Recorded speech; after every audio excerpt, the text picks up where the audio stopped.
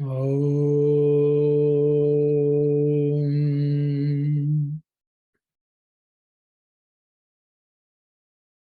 Om.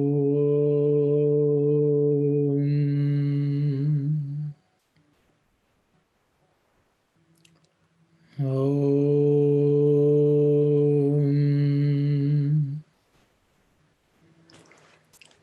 Sairam, everyone. I think last week we were discussing about a devotee who has total love for the Lord, total surrender to the Lord, accepts everything as his prasadam.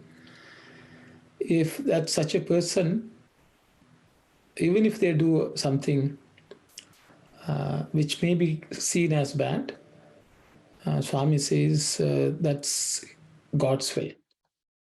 I think our entire discussion sort of spanned how do we also achieve that state, I think. There were lots of questions asked. And I think we looked at the examples of Hanuman and Suguna and so on, I guess. So with that, I think I will ask Sister Kalyani to read on. So we'll continue, Saira. Words, however, are futile. You may repeat like a parrot that which has been taught for long, certain set phrases like, everything is the Lord's, I am but a puppet. He pulls the strings and I dance as he wills. Nothing is mine. I am just carrying out his will. But what do you usually do? When a praiseworthy act is done, you claim it to be your own. When a blameworthy act is done, you ascribe it to the prompting of the Lord. You shout from platforms till your throats get dry that you won by your own effort honor, fame, status, and standards, authority and position, property and possessions, attainments and achievements.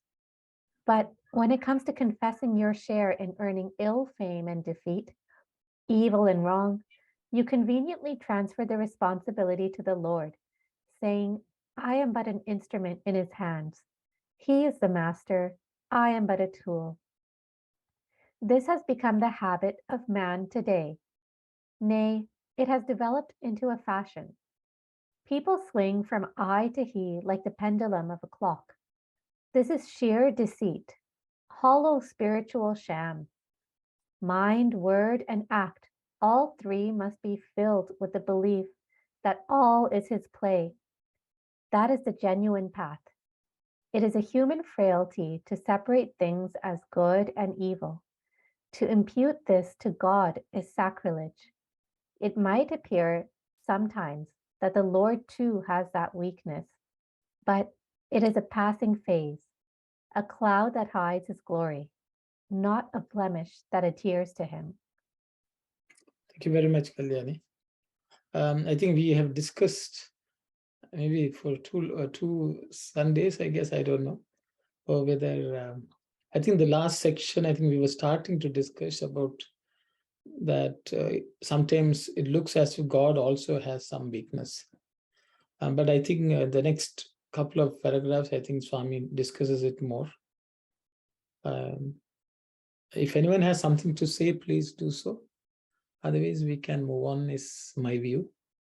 Saira. I just wanted to clarify when Swami's saying here, it is a human frailty to separate things as good and evil. To impute this to God is sacrilege.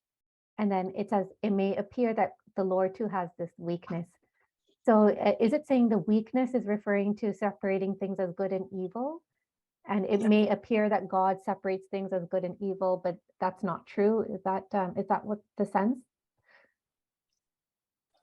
I think Auntie can correct me, but Swami says, Manchi Chadalu, Manavana Drishti Doshamule. The good and bad are due to the defect in human perception, defective vision of the humans. Yeah. But we should not ascribe that to God. I think that Vitini Bhagavantuni and ascribing bad and evil to God is wrong. It is sacrilege. Is it saying that bad and evil is wrong, or is it saying separating things as good and bad? That part is the sacrilege. I don't know whether the word sacrilege is a good translation, Kalyani, but Swami uses the word dosham. Dosham means a defect. Yeah. So it's a defect in human perception to see good and bad. And then ascribing it to God, Swami says is dharma viruddham. That means it's against dharma itself. So I hope, I think the translation is a bit, that is the genuine path. It's human frailty to separate things as good and evil. Okay, and God, dharma vritta, Mati. God is not separating things. It is the human nature to separate things good and evil.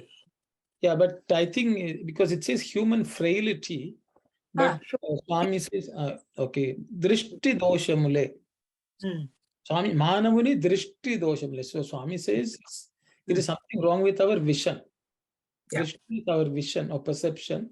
Something is wrong with the way we look at things. So I don't know whether that message comes through in the translation. I think that's it's a human frailty to separate things as good and evil. Swami says no, it is something wrong with our vision. Manava drishti. Of course, once the drishti is wrong, of course, everything will look wrong. And then, but Swami says, Swami is not even giving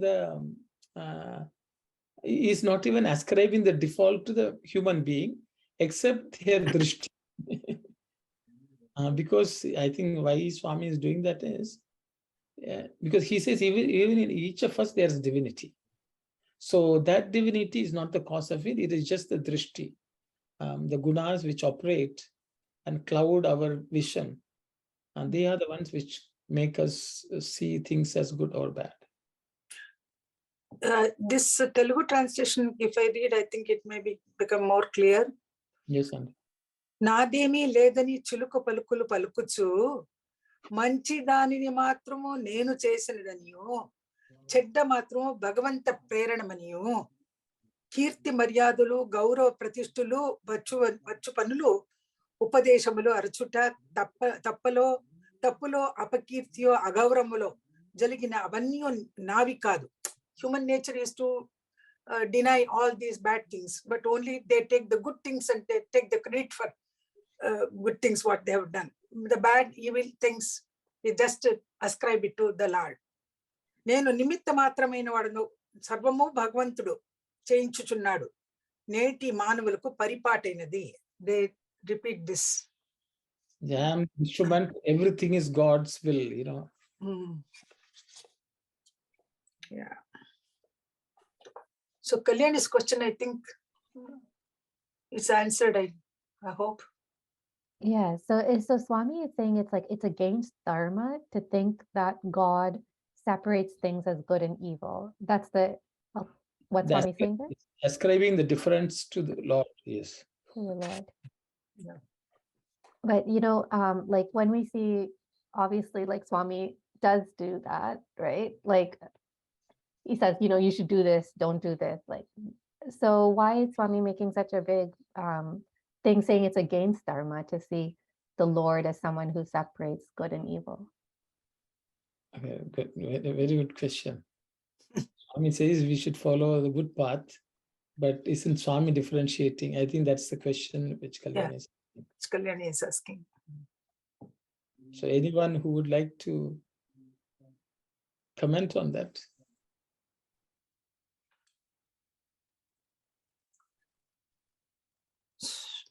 See, I think, Kalyani, the way we look at good and bad and the way God looks at good and bad are different.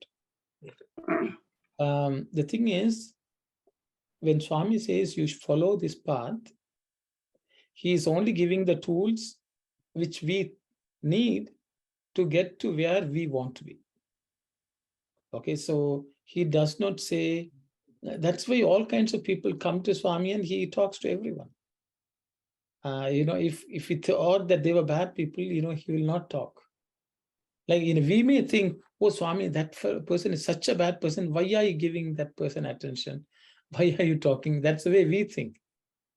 But he does not differentiate. But he will also correct them. He will correct them only because, why are they coming to Swami? They are asking for some help because they want to achieve something in their life. And they don't know how to get to that place. That is why people come to Swami. So Swami is just saying, okay, you have come. This is your problem. This is what you have to do. If in a discourse also, he will tell certain things because they are general instructions for people who have come there seeking some help to attain something in their own life.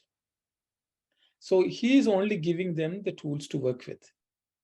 But he does not say, oh, you are a bad person, I don't want to see you, if at all he does it, sometimes he may seem as if he's doing it, but he does not hate the person. He doesn't, think this person is just bad. He just wants it to become that person to be happier, that person to be peaceful, so that that person doesn't depend on anything. So that is the goal. So I think there's a subtle difference in when Swami says this is bad, that's the language we understand, but he does not look at people as bad or good. He will talk to anyone. Somebody who may have just done something, a crime and come, he will still talk to that person. Because he thinks they are also his children. So I think that's a subtle difference. Like if your child does something good, you will never say this child is bad child.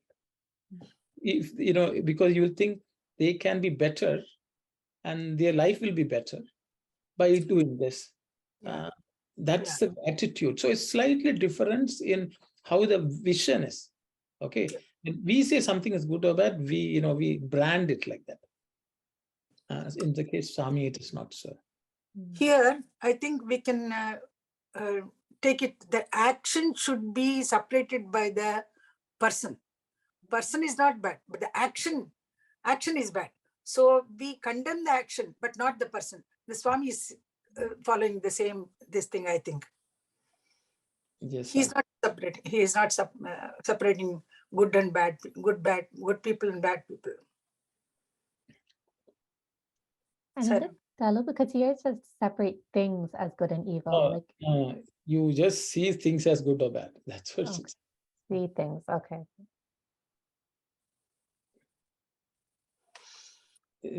I think once you separate me, then there's something bad, something good. Swami is not saying that. He's saying you wear drishti dosha means you are wearing a certain glass and that's making you see that as that. Okay, I think that's the way Swami puts it. Swami is not saying that the good things have to put somewhere else or something like that. But then people can say good company and bad company. Swami says sat sangame dussa. But they are the company is not conducive for what you are striving to attain. If you want to be that way, it's okay. So I think that's slightly different. Yeah.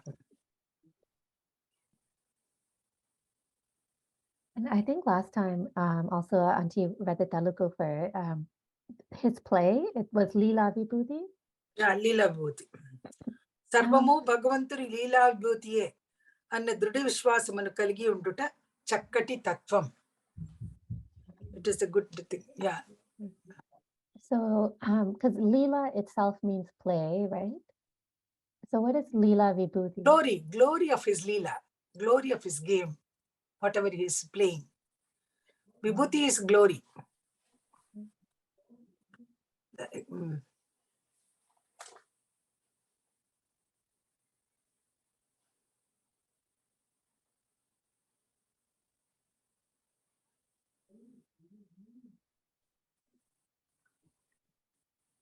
I think, play and glory, I think it's an adjective for the word, Leela. Oh, okay. Okay. Yeah, it can be taken as it's manifold Leelas of Bhagawan. Yes. Manifold, it is multiple. We don't understand that huge glory of Bhagawan. So just put that Vibhuti as a adjective for the Leela.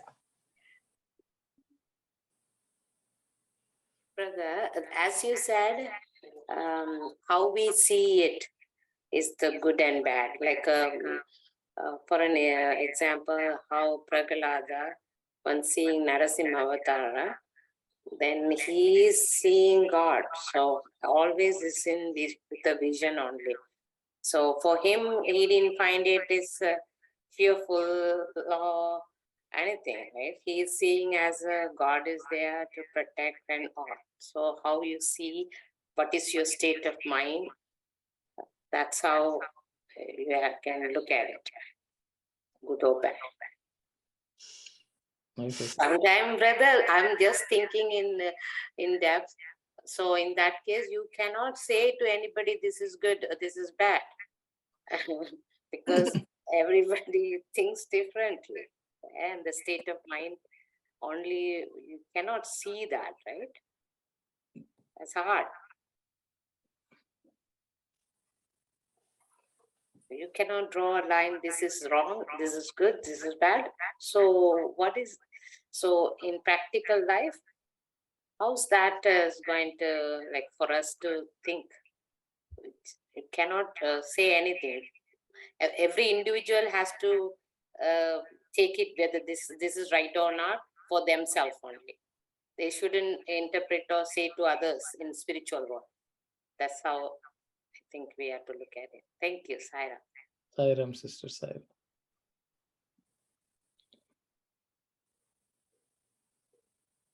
I think it may be good to say what is appropriate and what is not not appropriate for what we are trying to achieve. I think that's the extent to which we can go.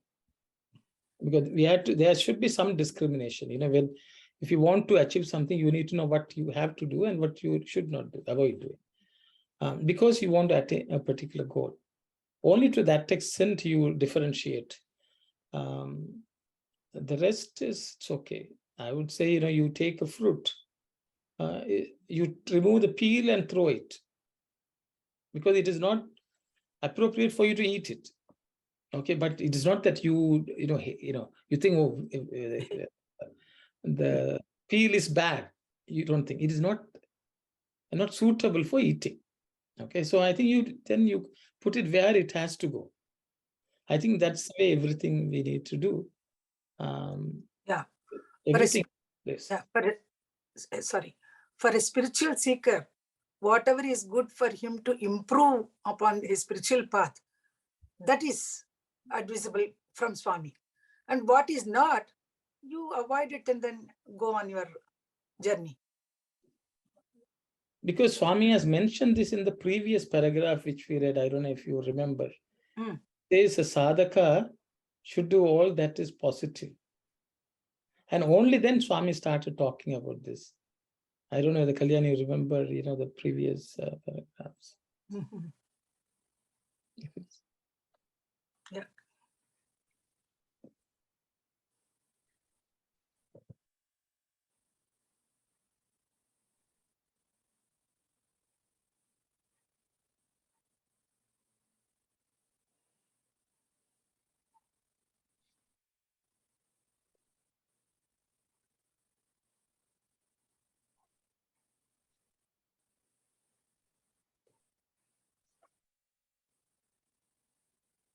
See, so I think it's a few paragraphs ago. I will just read it. So what Swami says, but to have higher feelings and emotions, one must accustom oneself to see his form in higher feelings, higher forms, and higher beings. Still, one must not get away with the idea that only the higher is divine and the lower is not. I think that's where Swami says, so whatever path we have to follow, there are things which we should do.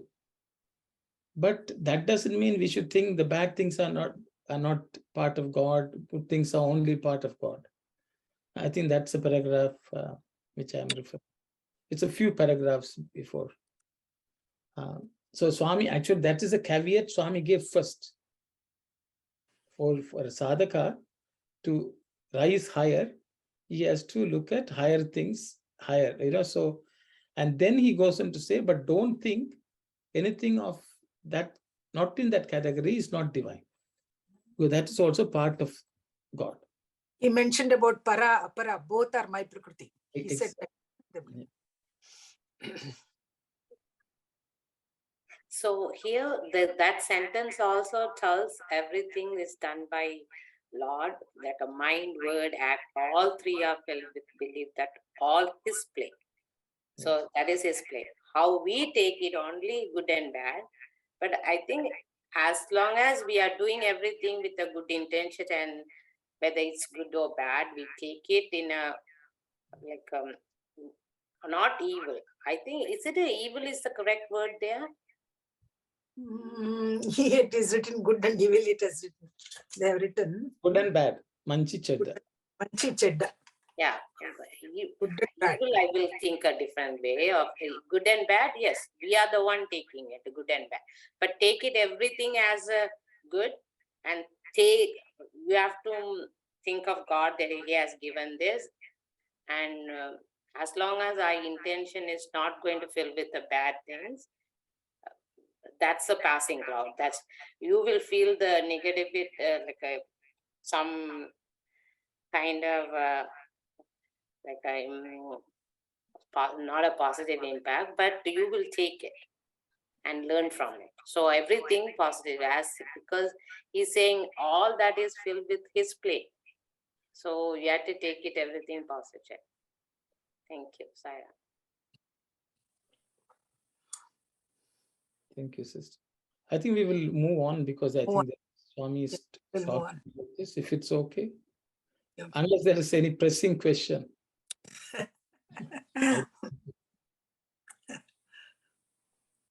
Okay, Kalyani, go ahead and read. Though gunas emanate from the Lord, He is unaffected. Smoke arises from fire, but fire is unaffected. Clouds form in the sky and move about in the sky, but the sky is unaffected by them. All are attached to Him, like beads, but He is free, unattached. The universe is based on Him, but He has no need for the universe as a base. Take the example of cloth. Cloth is based on yarn. It is dependent on yarn, but yarn does not depend on cloth. It is unaffected, unattached to cloth. The pot depends on clay, but clay is independent. Again, cloth is yarn, pot is clay. Clay is Brahman. The pot is Prakriti. Yarn is Brahman. Cloth is Prakriti. The universe of Nama Rupa, of manifold variety. Ignore the shape, the form, and the name. The pot is just clay. Ignore the form of the cloth and the name. Observe the basic thing that stays in and through the cloth. Then you know it is but yarn. Without clay, you can have no pot. Without yarn, there can be no cloth. So too, without Brahman, there can be no Prakriti. It is truer to say that all is Brahman than to say Brahman is in everything.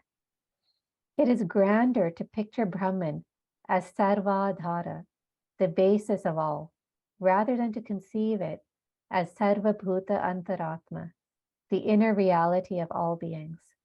That is the truth. Thank you, Kalyani.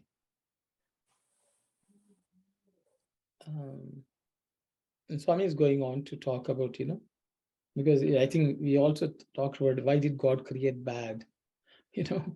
At some point there was a discussion. So what Swami is telling is, it is just whatever we see is only what has come out of God, but it does not affect God, nor does it, God depends on them. So Swami has given a couple of analogies. Arun. Yes. Sarvabhuta Antaratma Sarvabhutantaravarti ani Paramatmani piluchuta kante Sarvadharamu ani piluchuta sartakamu satyamo. difference. Sarvadhara, he is the basis of everything. He is the substratum for all the things. But particularly he's saying Sarva Bhuta Antaratma. To say that it's not, it's better to say Sarvadhara rather than that's Sarva Bhuta Antaratma. Instead of that, Sarvadhara is better, he's saying. Isn't that? Yes, Auntie. Sai Ram. Oh, sorry, Auntie, you go ahead. Anandi, please go ahead. I really, I am captured by the very last, not the last sentence, the sentence before the last one. It's truer to say that all is Brahman than to say Brahman is in everything. Up until now, we always say God is in everything. We never say all are God or all is in God, or we never say, even though, the very, maybe the spiritually well-versed people also, they say God is in everything. Why our interpretation, it has been like that? Yeah. There must be a very particular reason for that. Yeah. Very deep, very deep. Okay, sister is asking a question. Mm. Why is it so? Why is Swami laying so much importance on Sarvadhara? And it's better than Sarvantaratma. God is in everything. And so sister is asking why, how can that be? How is it different and why is it? I think that's the question. Anyone would like to share any thought?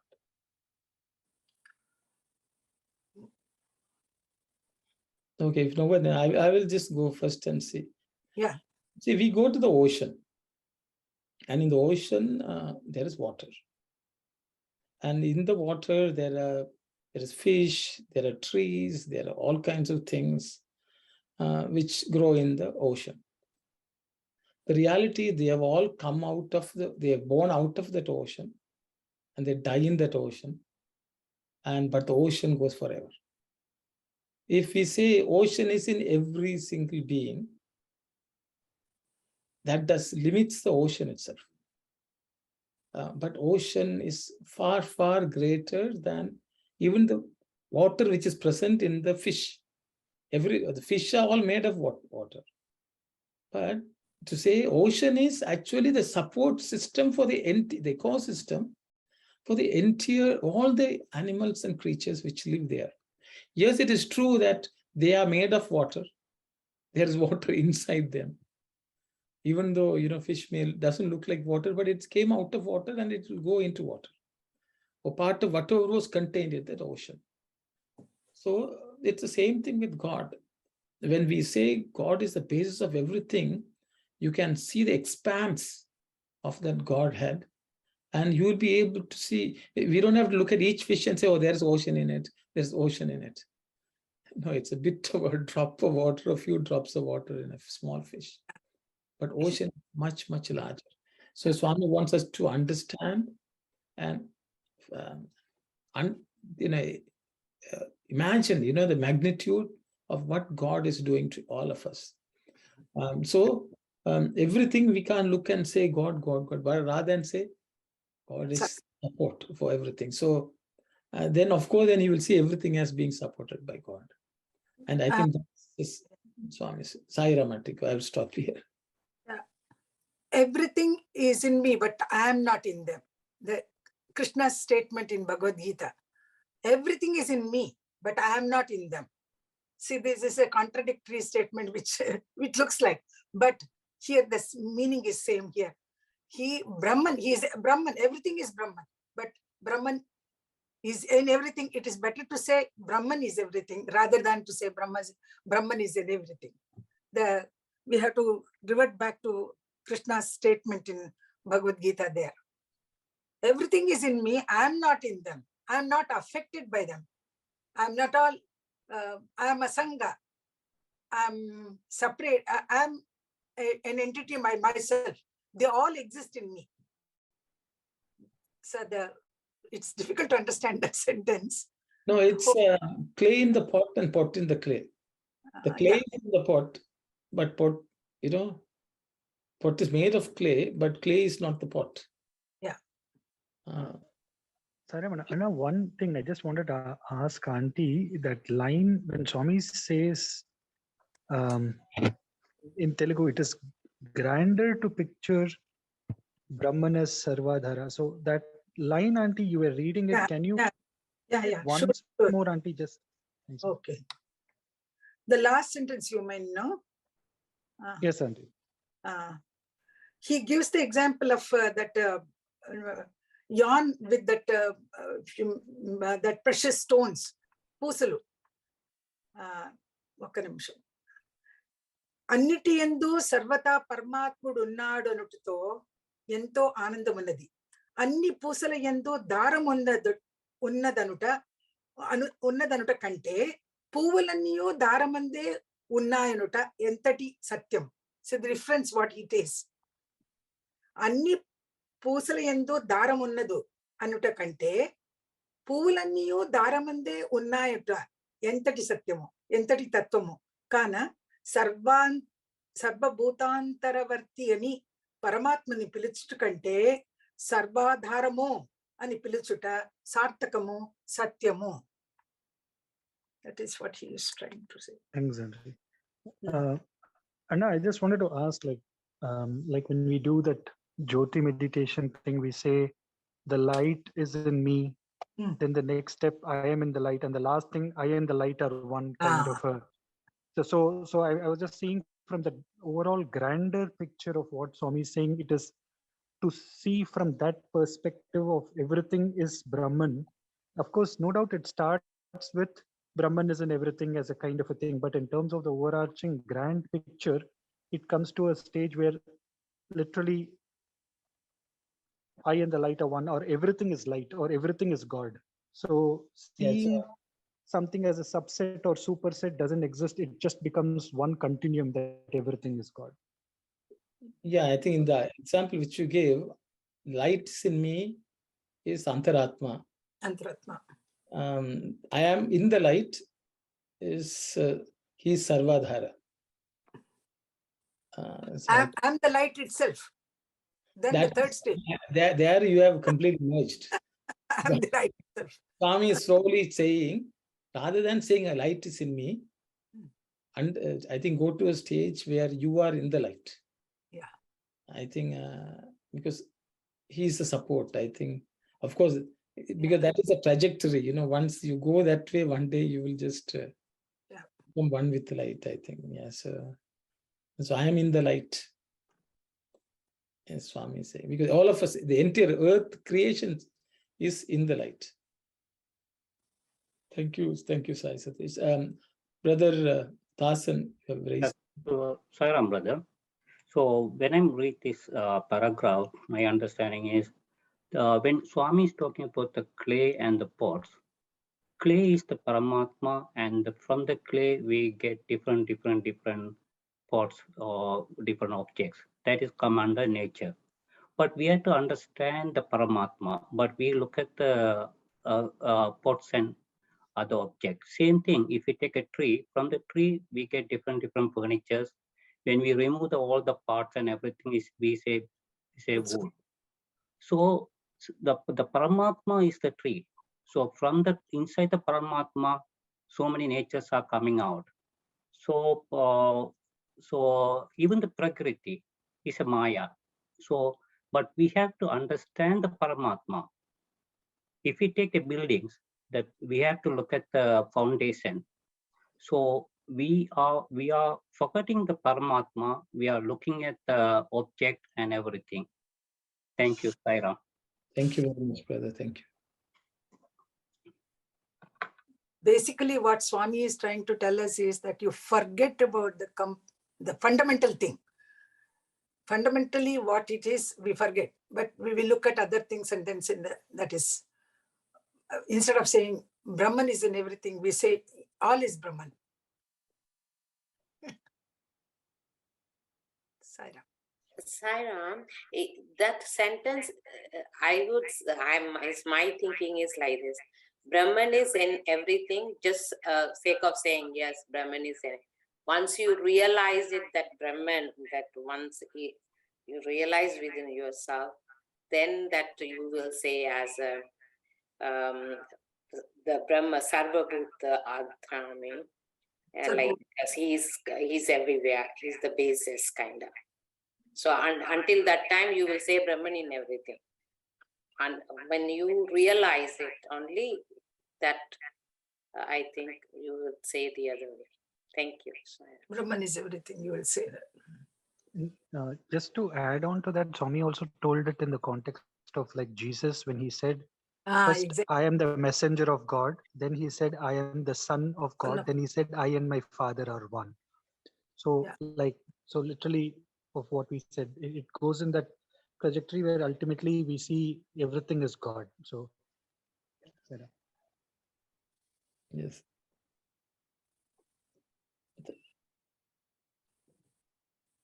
When Swami is saying that everything is Brahman, is the third stage. We are now in the basic stage, differentiating between myself and others. And the world is different, I am different. We are in that stage.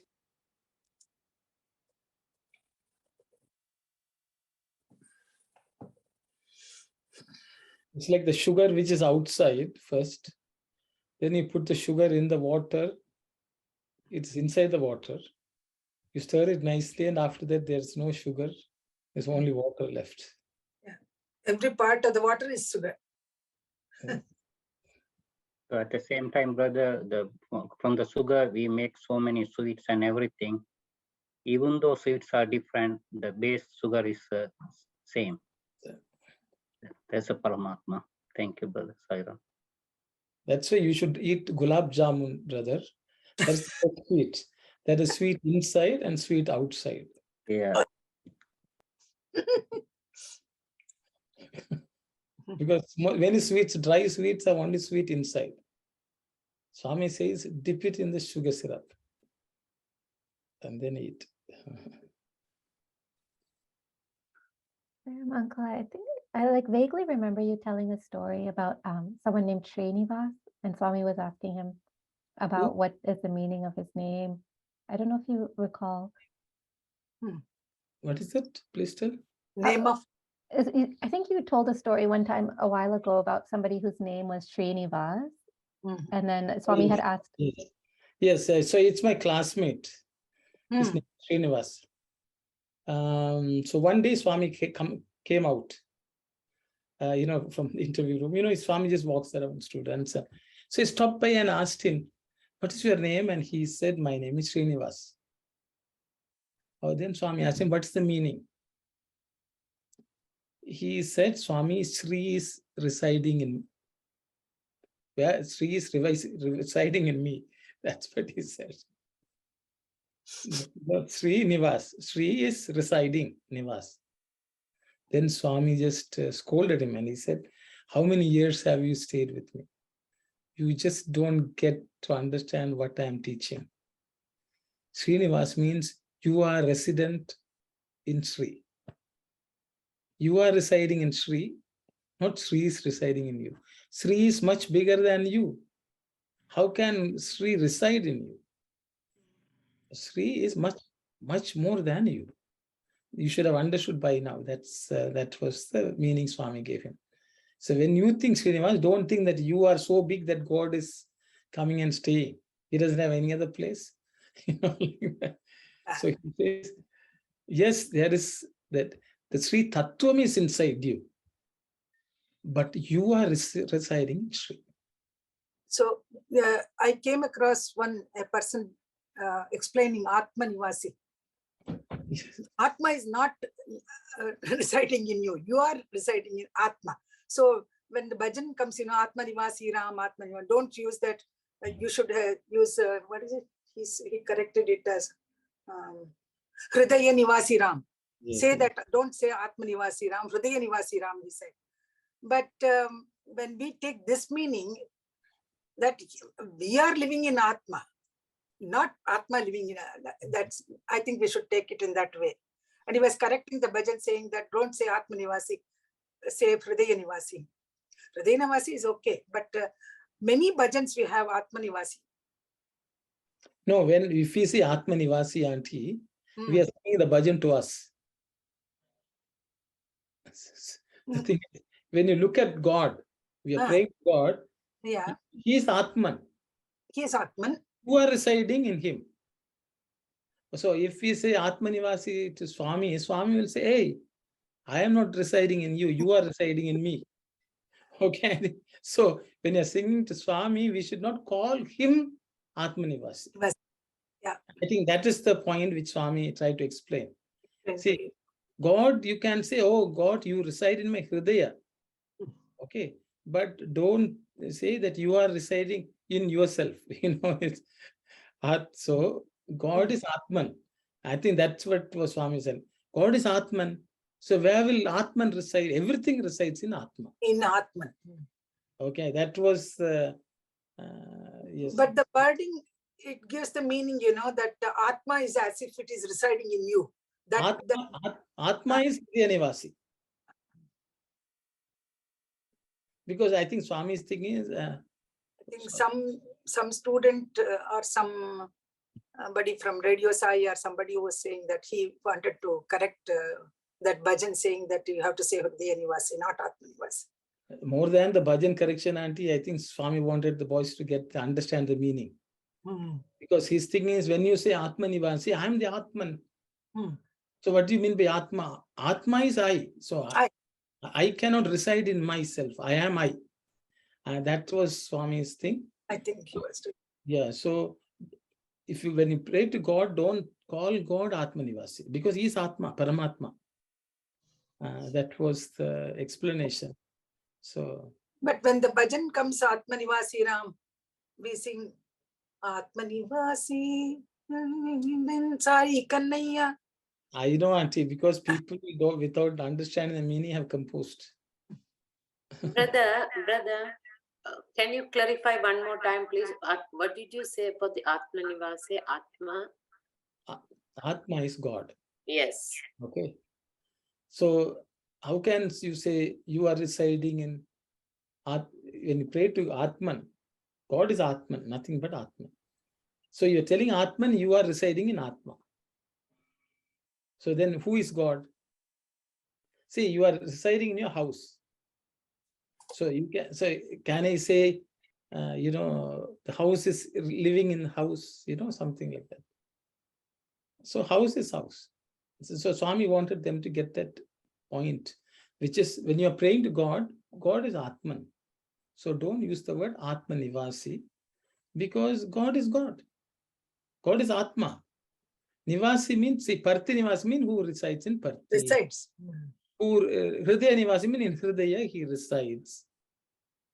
So it's like, if you say the pot is living in, you can't say the clay is living in the pot. Clay is much bigger. I got it. Clay is much bigger. But Hridaya means heart. So in that heart, you can, God will come and reside. I think that's what Swami was telling. So Swami he objected to the word Atma Nivasi to God. Okay. We can call ourselves the body. If we are looking at the body, you can say you are residing because you are dependent on Atma. Yeah. Okay. So we are dependent on Atma, which is what Swami is basically telling here also. God is not dependent on anything. Okay. So nothing needs to protect God. Nivasi means you need a residence where you stay.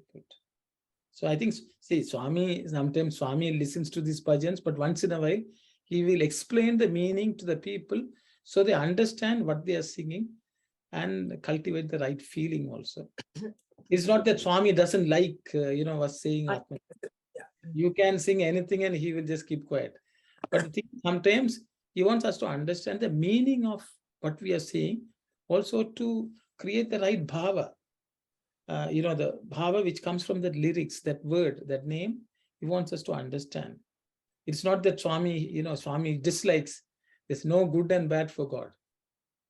It is avadrishti, the ocean. So Swami was only using it to explain it to them. But sometimes people take it very literally. Like Yeah. Sai Ganesha, Swami Ganesh. said, why are you calling me Sai Gajanana? I don't have an elephant face, Swami told. Then they banned all the songs with Sai Gajanana because they said Swami doesn't like it. So what can we say? Because Swami wanted to say, Swami has spoken about the Gaja Anana so much, the elephant face, the significance Swami has spoken so much. But, sometimes people who are... So ultimately, brother, what you are saying about the Atmanivasi, we are not supposed to say. Atmanivasi does not mean anything. Anything, yeah. Okay, thanks. Okay, Sai Ramana. So in fact, I was there in that try session when this happened.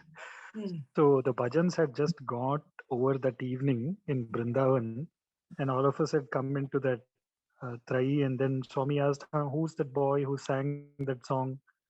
Then that boy just got up. Then Swami said, sing. And he started singing. Then exactly when he sang this line, Swami said, Atmanivasi ante enti, Atmani nenu kada. Like Swami is like the Atman is God. So how will you say that God is in God kind of a thing? So literally Swami corrected. He went through the bhajan line by line, and when this portion came, he corrected this, and then he said, you can say Hridaya Nivasi, not Atmanivasi. So as you're saying that, it came as a nostalgic thing that happened many years back. So just remembered that. Thank you. See, Swami had to send someone here to share. Thank you, Sai Satish. I think someone put up hand. iPhone is the way. Yeah. Sai Ram, brother. I got a little bit confused with the Atma and Atman because, when we die, they say the Atma goes to unite with God. Yeah. So in that case, then Atma was residing in us, that when we die, the Atma is liberated. I'm confused now more when we delve more into it. So, sister, the question is, you are the Atman, you are leaving the body. Okay. So, okay, the Atma. Yeah, I Atma. Okay, I got it. Okay. Yeah. But if you look at God and say, oh God, you are living in Atma. Right. Because Atman is the real you. Mm-hmm. Everything resides in Atma. Yeah. It's everything, not God. Mm-hmm. So, all the creation rests on God. But God is not resting on Atma. Yeah. No, that's so that's why Swami says Sarvadhara. He is the basis for everything. Everything resides in Atma. So to that person, if you say you also residing in Atman, Swami will say that is Atman. Okay. True. Got it. So that was the thing. So when Swami says Atman, yes, we say our Jivatma is going maybe, which is a limited, it's a water drop which is merging with the ocean. Exactly. When Swami says Atma refers to the ocean. Where does the ocean reside? So you can't say ocean resides in ocean. True. The water resides in ocean. The fish resides in the ocean. So he is Sarvadhara and is so vast that we can't even fathom. Right. He is para also, we are only seeing apara. True. It's para. So we are looking at God and we without that concept saying you are residing in Atman. True. Because people are not paying attention to the meaning. I think that's... we are not even measurable, like so minute. Yeah. Because thank you. Sai Ram, sister. Yeah, thank you, brother. Sai Ram.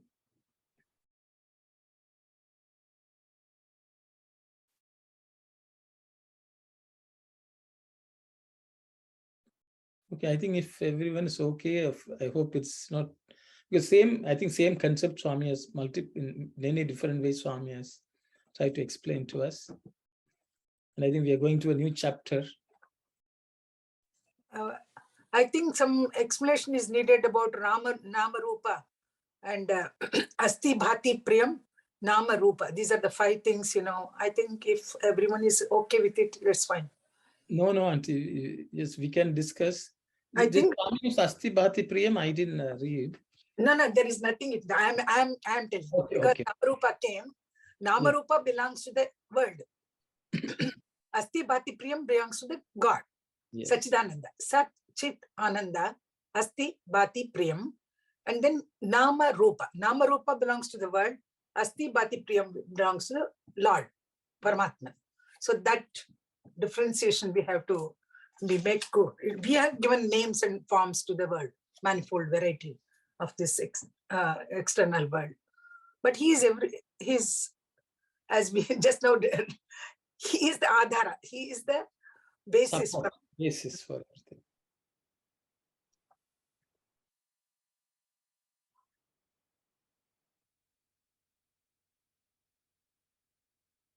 Think everybody is on. I think everybody's gone to Asti Bhati Priyam, auntie. Want to know?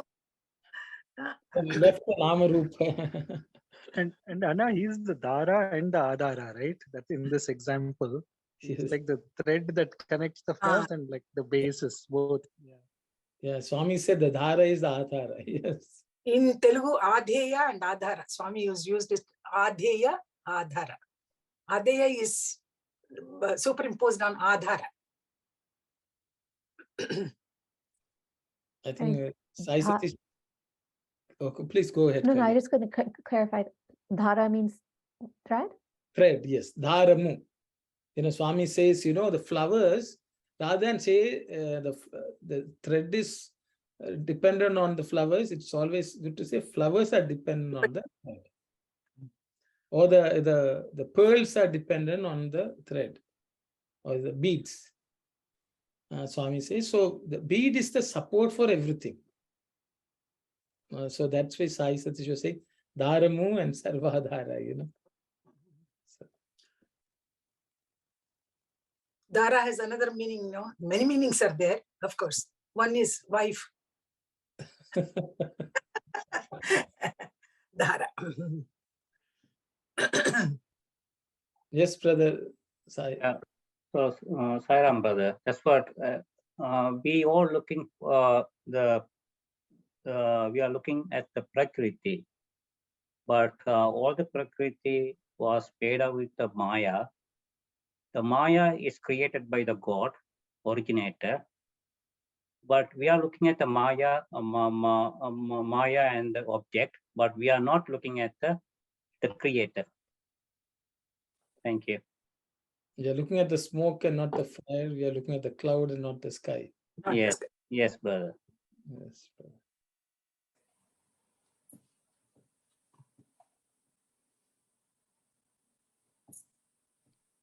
Okay, Kalyani, I think we can. I think we'll. Yeah, next we can go.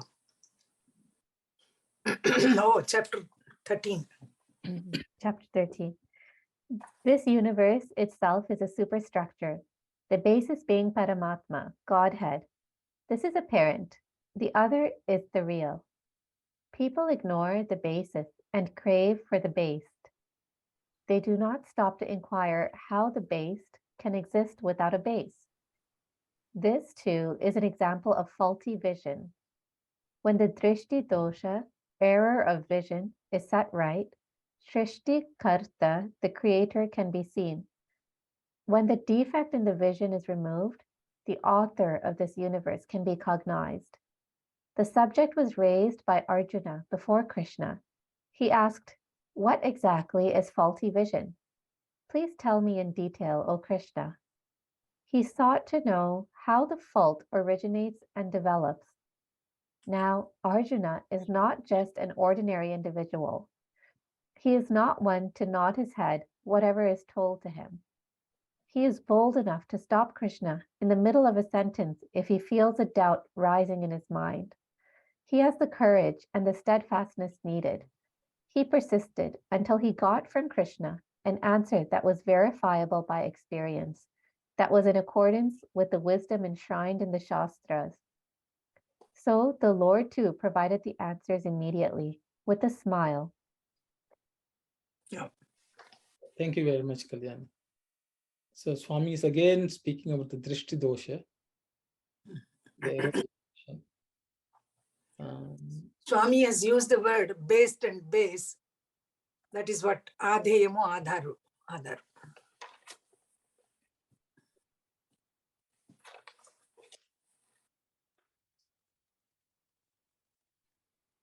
So I think it's more of an introduction to what Swami is going to say.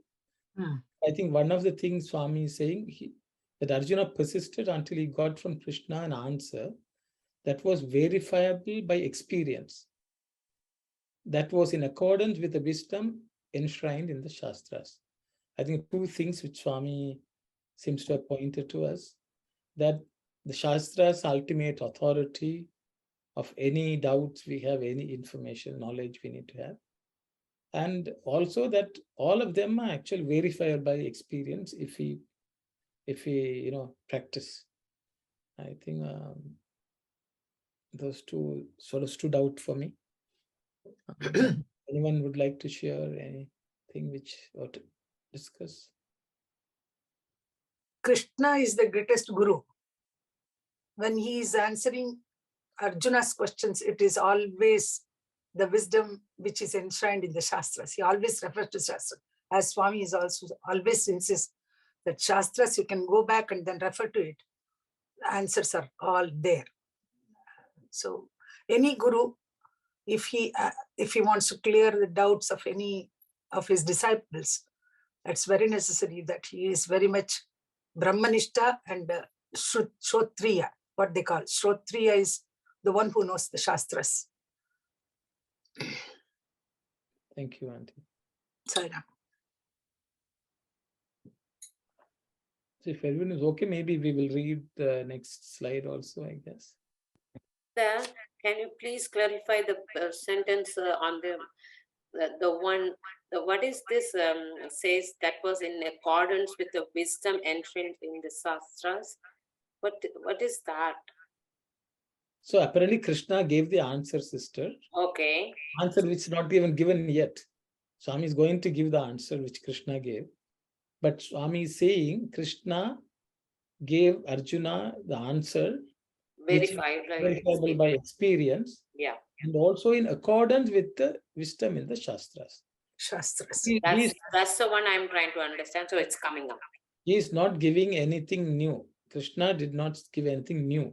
He only explained what is in the Shastras to Arjuna in a way he could experience, practice and experience, or verify it by experience.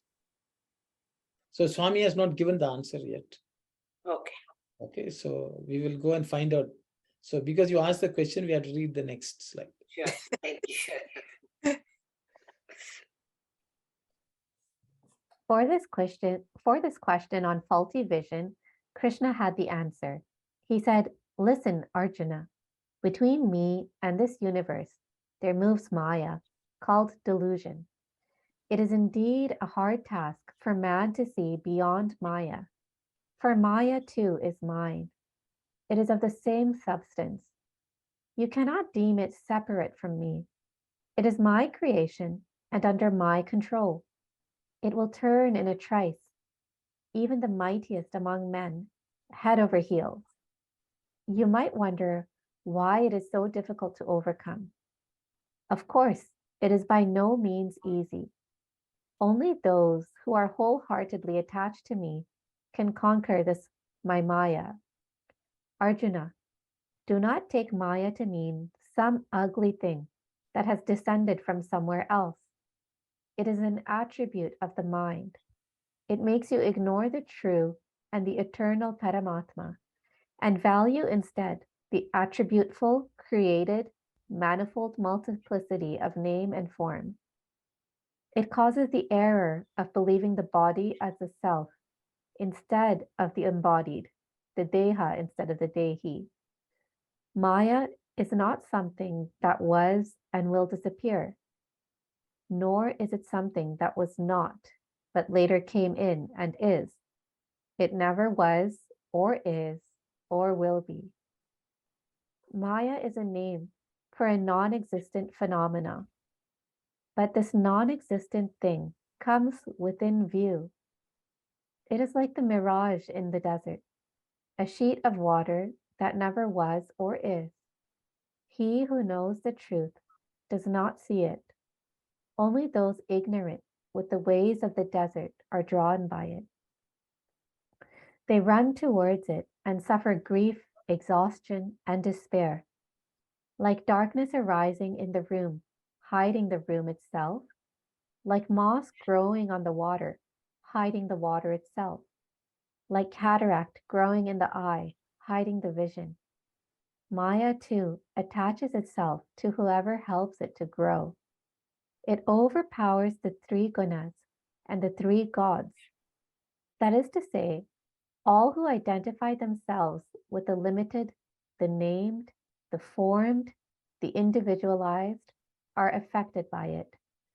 The jiva pranti, identification with jiva, brings it about. Tattva pranti, identification with the tattvam, that this entity, removes it. It hides the tattva. It does not hold sway over those who have once known the tattva.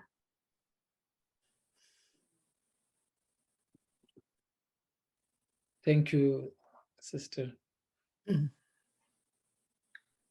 So Swami has gone into, I think Brother Dasan has been referring to Maya, so Maya came at last. And, so Swami is trying to explain it to us, what it is as a phenomenon.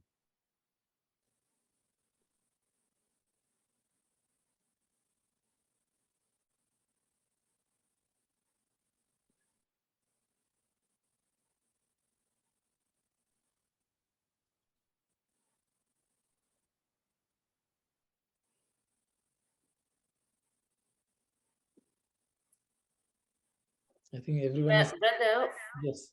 sorry. Kalyani, go ahead, please. Okay. Brother, what is here meant by Maya to attach itself, whoever helps to grow? That we can see that, right? Maya helps to grow. But it overpowers the three gunas and three gods. What is that three gods referred here, please? Brahma, Vishnu, Maheshwara, I think. Yes, I think also. Trimurti. In Telugu, it is written as Trimurti. How come it overpowers the... Even gods are not.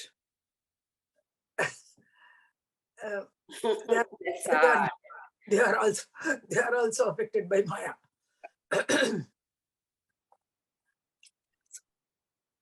Because Brahma, Vishnu, Maheshwara is also, it's the Maya overpowers those forms also, Swami says. Trimurtis mean the forms, three forms of Godhead. Why do you think so? I think that's the question. Yeah. Why do you, why, how can Swami make a statement? Now we can't go and worship Shiva because of Maya. People can get caught in Maya means then that's a big problem. We have been misled all this time. That's the way all of us are going to feel. So I'll open it up for discussion. How can Maya overpower Trimurtis? Other things we can sort of understand, but this is a bit too much. That's your question, sister? Brother, okay. Yes, brother. Okay, so we will open it up for discussion. Can someone, what do you all think?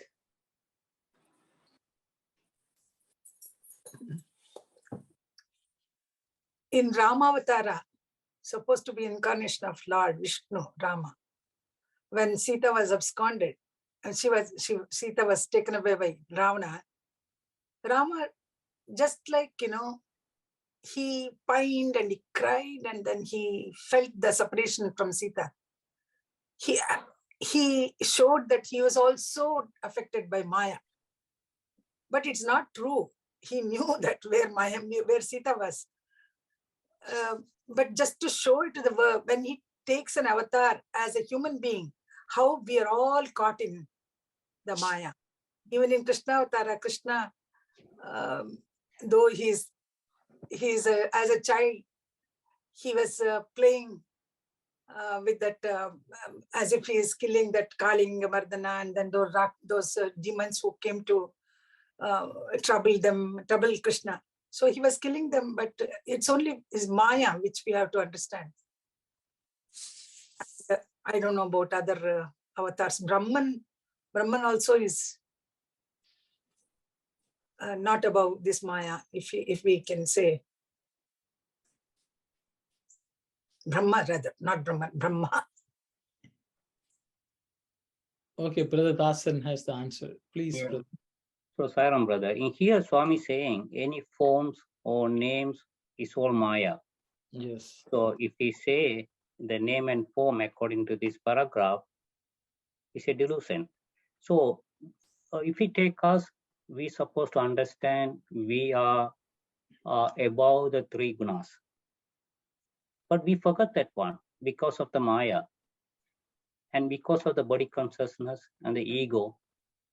So we don't understand our true reality, that we are the Atma. We are above this one.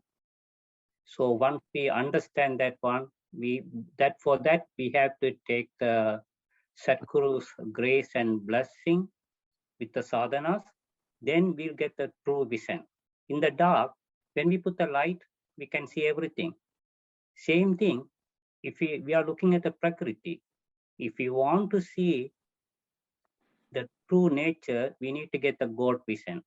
That means we need to get the God's his grace and blessing. Thank you, Sairam. Sairam, brother, Sairam. But so that is the so are you suggesting that that's the way the Trimurtis are also? The Trimurtis, I'm talking about just the formally, because here they're saying if you give the form and the name, yes, it's a Maya too. Yes. So what happens to Trimurtis? I think that's the question, million-dollar question sister has posed, brother. So yes, we understand our lot is this, but is this the lot of the Trimurtis? So God is one. Maya, he doesn't have form or name. We need more clarification. Thank you. We need more clarification. It's confusing so much. In the Telugu, is the word overpower? In this way, Maharudram also going somewhere. Because Lord Shiva, it's all confusing. See, I think like which line is it, Kalyani? Auntie, it's 98 auntie in Telugu. Triguna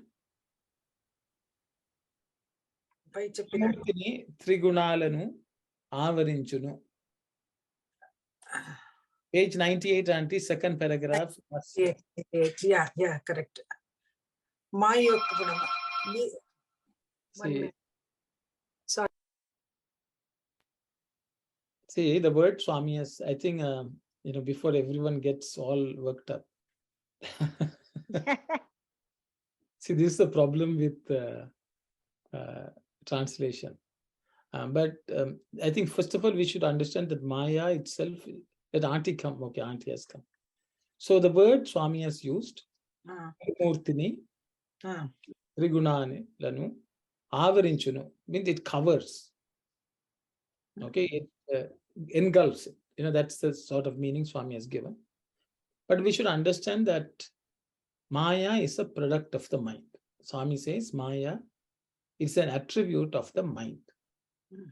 That itself means it is part of the created world.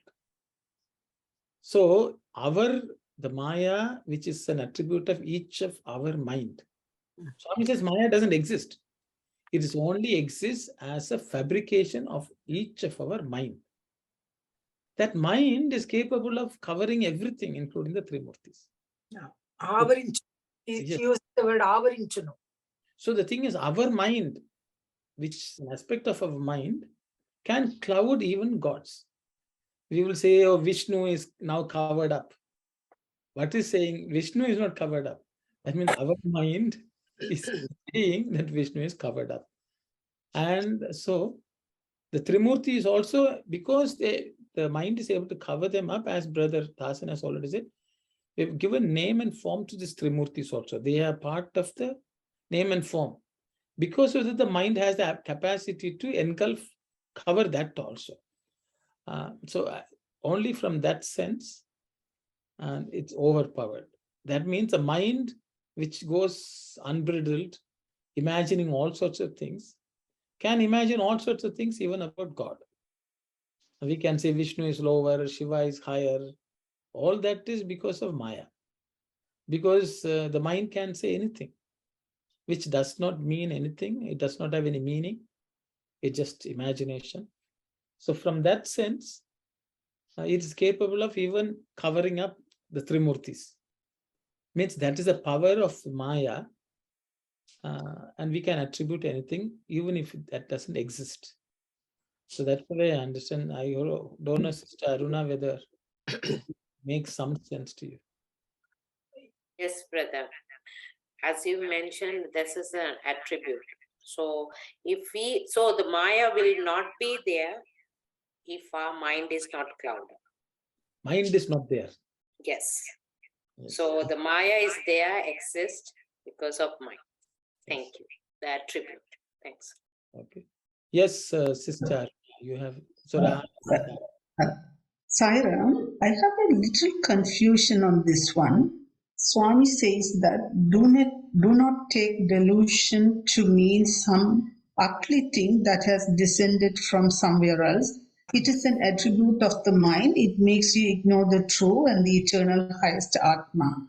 If that is the case, definitely it's an ugly thing. It hides everything and it makes us ignore the true. Then why the Swami or Lord Krishna said that don't think that Maya is an ugly thing and it's part of your being. And so is there any, I recollect that in our previous session, we also, it's like a Maya also with 2-3 different kinds, Vidya Maya and Avidya Maya or something. I believe, brother, you explained something, yeah? Maybe something, maybe little, maybe in the good side, something maybe in the bad side. That's why maybe this statement, when I read it, it's a little confusing. If something makes us to ignore the true and the real being, then definitely it would be categorized as ugly thing, in my personal opinion. Thank you, Saira. Very good, sister. Very good. I think you recollected Vidya Maya and Avidya Maya from our Sandeha Nivarani times. Yeah. Okay, so that's like before Dhyana Vahini. I think the Dhyana Vahini came as a cover and covered that knowledge.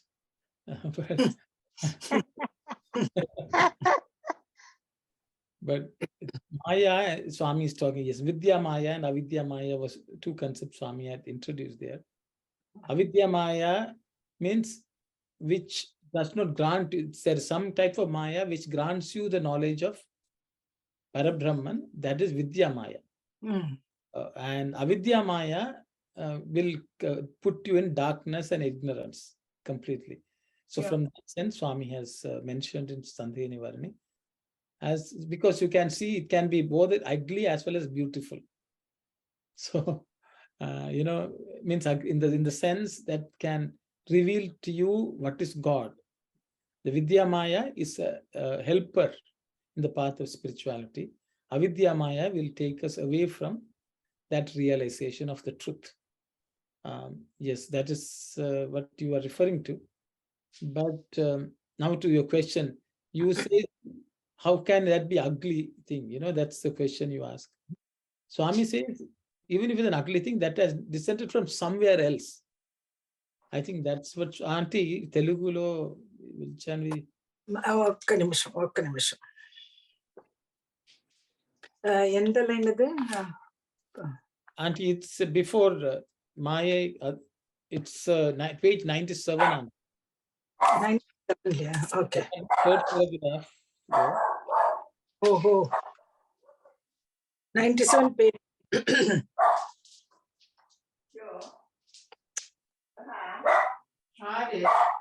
Maya is coming now. I think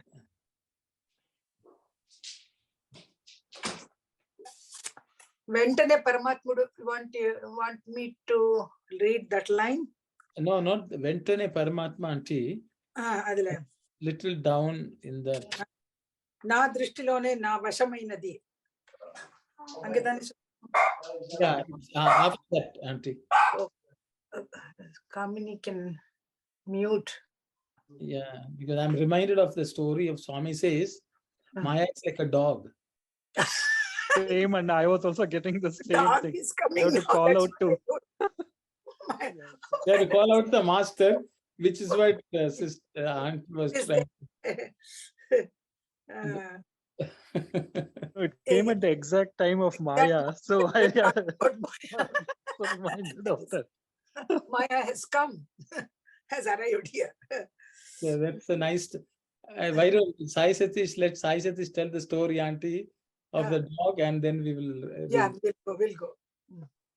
Yeah, thanks, Anand. So Swami says that Maya is like the dog, and when you go to a house and you want to meet the master of the house, and there is a dog there, it's very ferocious, and you don't know what to do. You have to reach out to the master. So the only way to reach out to the master is call out to the master, like Hare, oh Rama, oh Krishna, oh Sai. And when you call out, the master will then come down from the top floor of the house. He will tie the dog, the Maya, to a pole and then open the gate and allow you inside. So Yeah. Swami gives the example of how Maya can be taken care of by just calling out to God's name, chanting God's name, and then God himself will tie the Maya aside so you can have access to God directly. Just that example. Sarah. But the master also descends only because of the barkings of the dog. He knows that somebody has come and is calling out to me. Is it not right? No, because the master knows the dog always keeps on barking. Oh, it's not true. Because that's what it can chase away all the bad people. Okay. But Maya is there as a protection, okay, security. So, but if someone good wants to come, they will call out to the Lord, and then he will come and help. Otherwise, the dog will bark, and everyone will beware of the dogs. Okay, Auntie, you can read. Kalyani asked something, that's it. Yeah, so that's a question. Page 97, you said. Ananthi wanted to know about this ugly thing. Ugly thing. Ugly. అదిలే I think it is. మాయ అనగా వేరేమి నూతనముగా వచ్చిన చేరినట్టు వికార స్వరూపము. Ugly కెళ్ళి వికార స్వరూపము. He uses the word. వికార స్వరూపము కాదు. It is not. నిత్య సత్యమైన పరమాత్మను మరిచి గుణకార్యములైన నామరూపములు పదార్థములే నిజమని ఎంచుటే మాయ యొక్క గుణము. We believe in that names and forms instead of believing in Nitya Satya Paramatma. We forget about it and then we focus our attention on Nama Rupa, Gunakaryamalu. Auntie, in the English, like in between those two sentences, that's where it says it is an attribute of the mind. Does it say that in Telugu? Yeah, that. Maybe, Auntie, why don't you go from Ventane Paramatmudu? అక్కడి నుంచి వెంటనే పరమాత్ముడు చిరునవ్వుతో సమాధానమును అందించేవాడు. Please translate it. So Swami says, Ventane, immediately, Paramatma, with a smile on his face, gave the answer. ఇప్పుడు ఈ దృష్టి దోషమును అందుకు కారణమును ఇట్లు తెలిపెను. I will tell you the reason for this drishti dosha. బావా విను, ఈ లోకమునకు నాకు మధ్యలో Maya anu Branti tiruguchundunu. Between me and the world, he's saying, oh, my brother-in-law or friend, between me and the world, there is this Maya which moves around. Moves around. Danini manavulu jayinchuta kashtamu. It is very difficult for men to overcome that.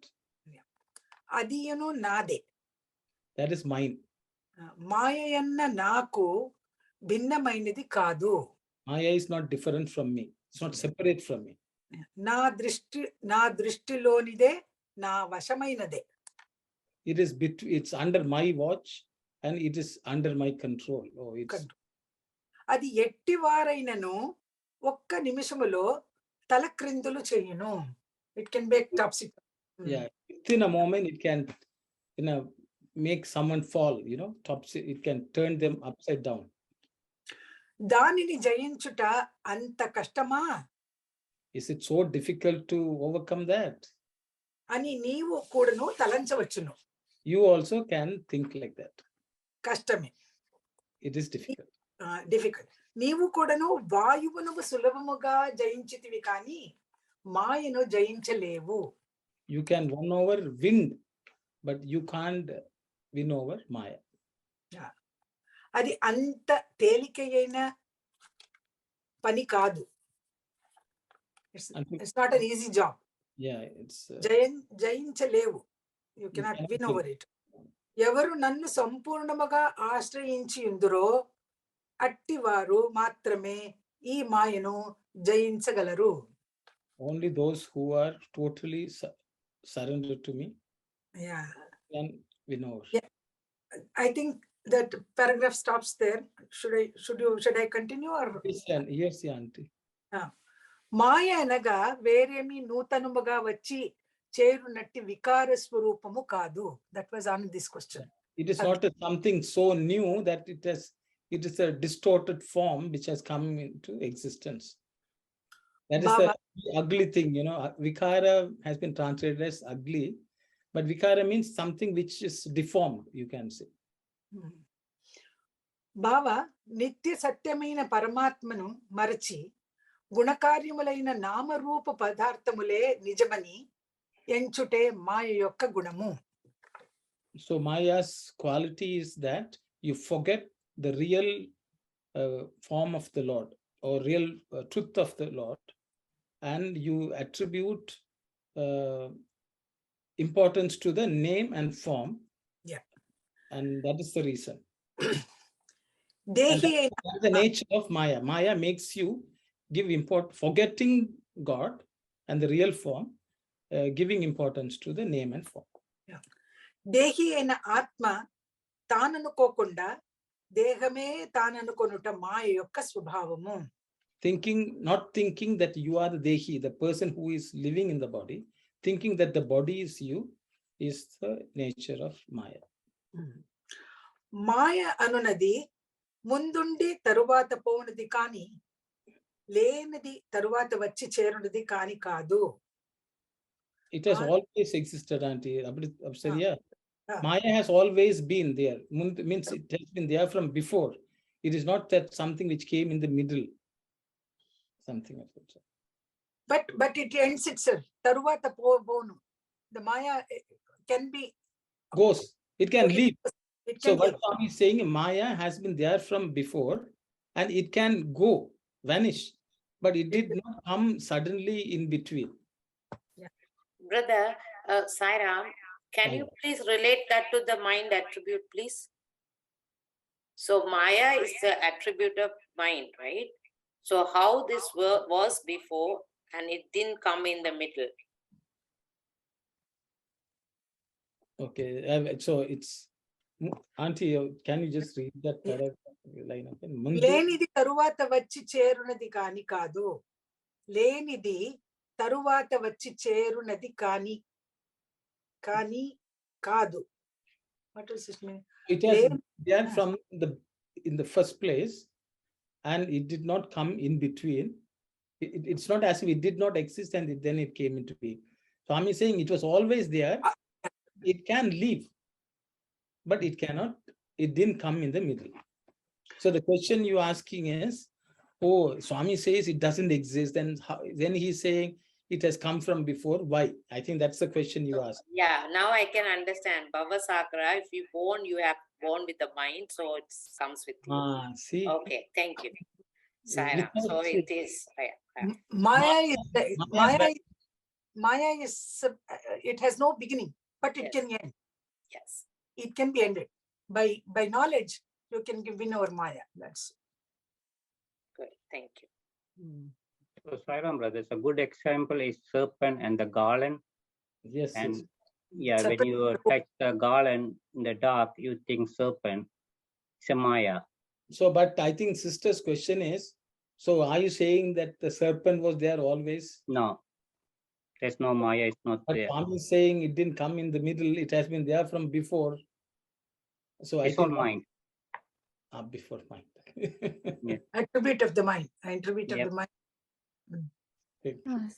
Sorry. So in the English, that sentence, it says Maya is not something that was and will disappear. So that sentence is wrong, is it? Yeah, I think it's wrong. So Maya is something that was always there. Always there. And it can leave, it can go. It can go.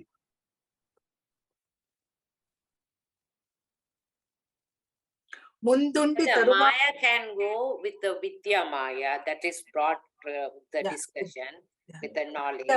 When you pay, then you can overcome the Vidya. Then you can, yes.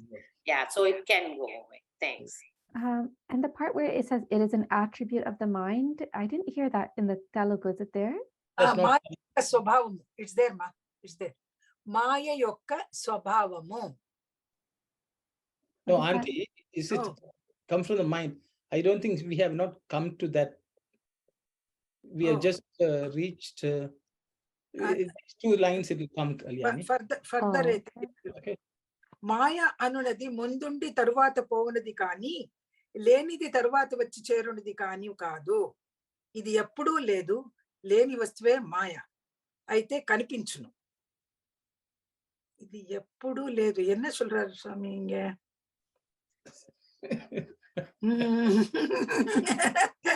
Maya lo padipothundi ippudu. Yeah, I think the question is, Swami is first saying, it is always existent and it can leave. It is not that something which came from somewhere else. Yeah. Okay. I think that's the first statement. Then Swami says, but it doesn't exist. It is leni de le. Okay. It does. Leni vastuve Maya.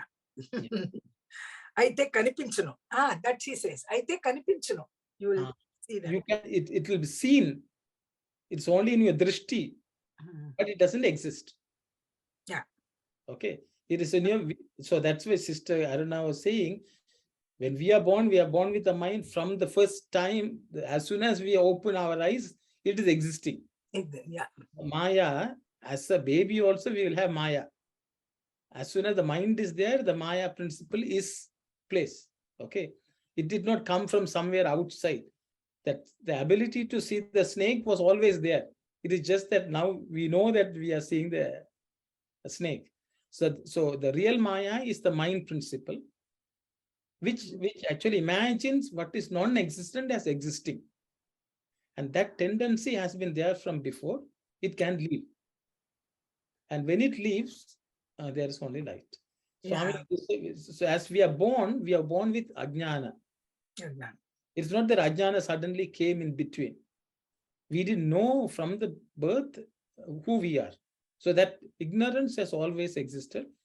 But when the light comes, that ignorance can leave. So Maya is similar to that. So as soon as we are born, when we are born along with Maya, because we are in the created world.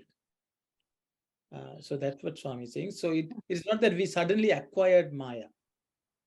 After, about 20, 30 years, suddenly Maya came to us. No. From the time we are born, we are engulfed in Maya.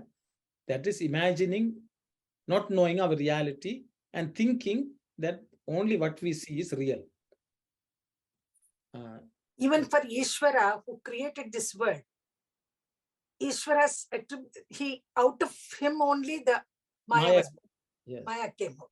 So, but We are all under the influence, under the control of the Maya, but Ishvara controls the Maya. That's the difference. We are controlled by Maya, but Ishvara has got the power to control the Maya. So, is Swami saying Maya is only in my mind? It's not outside of me. Okay, so I think that's because it doesn't exist. The phenomenon exists. I think, Auntie, can... Idi ఎండు మావుల జలము వలె కనిపించును, mirage in the desert. It looks as if there is water. It's very much like water, but when you go there is no water. Okay, ani avi neeru kaadu puttuno ledu. There was no water, neither it I think, Auntie, because in the earlier on, Swami is saying it is an attribute of the mind. You know, before that, the Swami says, Deki. See, ఇది ఇప్పుడు లేదు, లేని వస్తువు మాయా.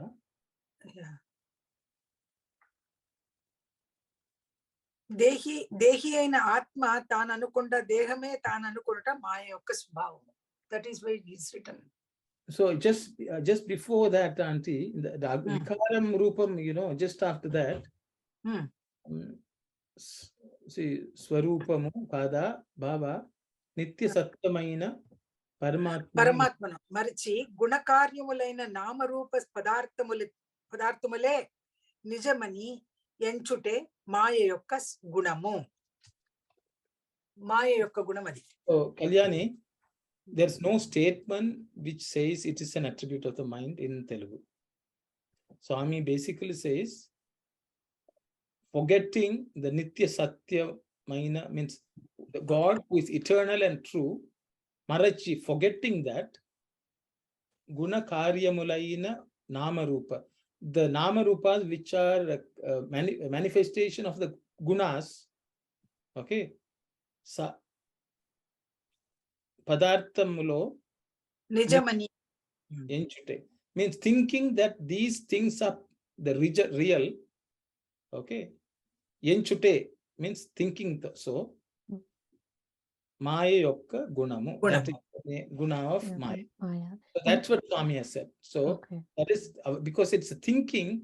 I think the translator has put it's an attribute of the mind. Yenchutam means thinking so or assuming it to be so. Or I think that's the only way. But he doesn't say that mind is attribute is Maya. Mind's attribute is Maya. He doesn't say. He doesn't. No, it's not there. But I think it's sort of implied because Triguna, you know, if we are thinking, that is, you know, for us to think so is Maya. I think so that comes mind can come there. Yeah, the mind is the one which can think, imagine. So that is why the translator has used the word, it is an attribute of the mind. That means only the mind can assume so, you know, which, who else? Because the Jivatma, which is pure, will never think like that. So only it's the mind which is capable of thinking. So that's why the translator has taken the liberty of adding that explanation, but that's all. Okay. And so there is a sentence about Swabhava. Is it saying that Maya Swabhava something? Maya Gunamu. Gunamu. Gunamu. Characteristic. I think the next lines after that. Yeah, correct. Dehi aina atma taan anukokunda dehame taanu anukonuta Maya yokka swabhavam. The nature of Maya is. Oh, so Maya Swabhava is to make you think that you are the Deha and not the Dehi. Yes. Maya's nature is to make us believe that this body is the real you. We are the body. Yeah. Okay, so just to clarify my question then, so it's not that, so if you are enlightened, then it's not that Maya is gone, like it's still there because it exists outside of you, no? Or, but you're just not, you're not deluded by it. You're not deluded by it. Maya may be there, but you're not deluded by it. Because the Maya is, the thing is, we also embody it. Okay, but we will, if at all we suddenly got, you know, the jnana, even though the body exists, we will never think that body is the real thing and we are the body. I think that's gone. That imagination is the Maya. Okay. For example, if there is mirage, that's why Swami is giving that example. A person who knows the phenomenon of mirage will not see water, even though he sees the reflection of the sunlight. But thinking that that is water is Maya. But seeing the sun's reflection is not Maya. That is a natural phenomena. But imagining that to be water, that tendency is Maya. Okay. Okay. Okay. Two people will see the same thing. One person will say it's a mirage. The other person will say it is a water. The person who says water will run there. The person who says that is a mirage, he understands the phenomena. And you are saying he can see the Maya. That's, I think, what you are referring to. Right. He knows Maya for what it is, that it is not. Okay. Even an enlightened person also, when he sees the mirage and he knows what it is, mirage. So an unenlightened person will see it as water. That's the. So it exists. Sairam. Sairam, Aruno. This Maya is the attribute of mind. Still, it can be applied, right? It can be. It can be accepted, right? Yes. Even though it's not in the Telugu version. See, is it wrong for us to take that? See, I think the Maya is so strong that we went past 4:30. Now 4:30 and Maya will continue to ensnare us. Next week also it will. Next week also covered. It will cover. And till then we will be all covered with Maya. We have to remember that. We have to clear it only on next Sunday. Okay. So I think because we went past the time, I know the topic is very, very important. Everyone can discuss. Please contemplate and pray and contemplate, and we will continue the discussion. Because I'm sure so many questions will pop up. So many. I hope it's okay for all of you to just pause here, because we will not cover in the next 2-3 minutes. So we will close for now. And we'll because we will be engulfed in Maya till next week. And when we come back, we will continue. Okay, Sairam. Sairam. My dogs are barking. Okay, Sairam. Maya is called. Om Samasta Loka Sukhino Bhavantu. Samasta Loka Sukhino Bhavantu. Samasta Loka Sukhino Bhavantu. Om Shanti, Shanti, Shanti. Sairam, everyone. Sairam, Sairam. Sairam, brother. Sairam. Sairam.